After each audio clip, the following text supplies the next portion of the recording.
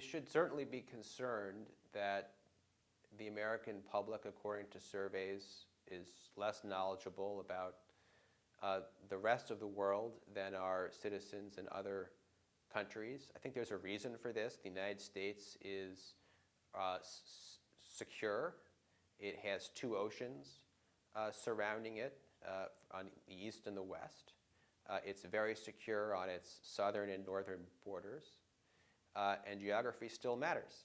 And so the outside, the United States affects the outside much more than the outside affects the United States. So there's a reason why the American people perhaps don't have the incentive to learn as much about countries that don't threaten it as other countries threaten citizens elsewhere.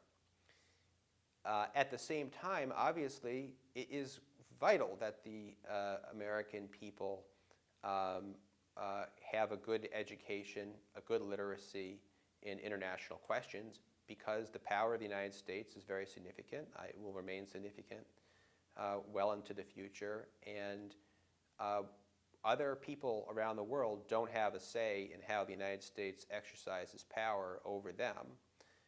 It would be insufficient but good for the people of the United States to be well informed about the issues and help to make as responsible decisions as possible.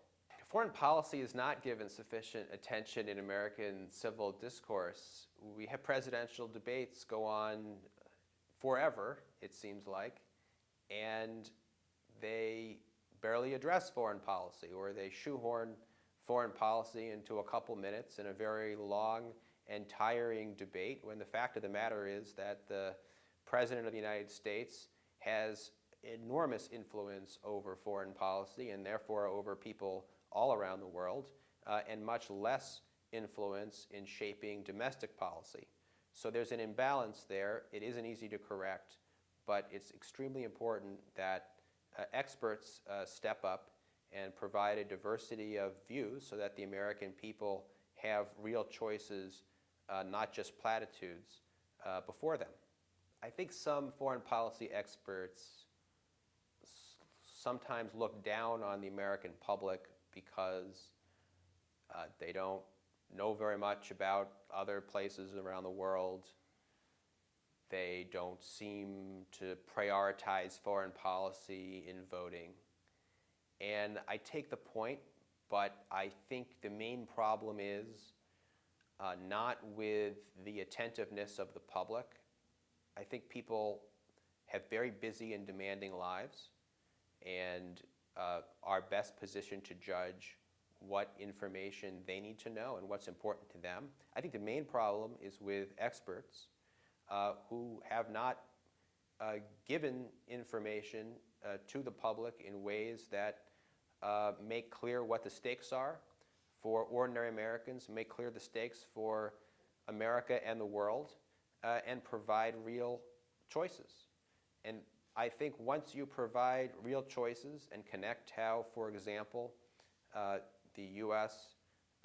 Spends so much on its military that it accounts for more than half of federal discretionary spending, once you point those facts out, it then does matter to the American people.